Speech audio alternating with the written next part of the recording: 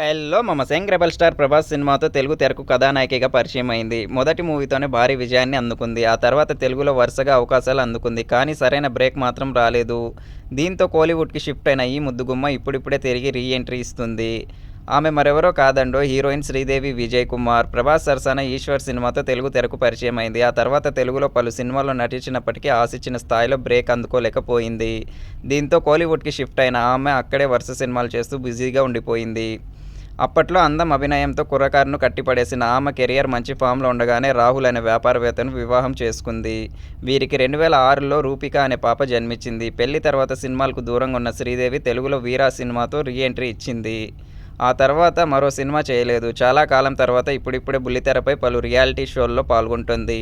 అలాగే కథానాయికగాను re entry ఇస్తుంది. నారా రోహిత్ హీరోగా నటిస్తున్న సుందరాకాండ సినిమాతో రీ ఎంట్రీ ఇవ్వనుంది.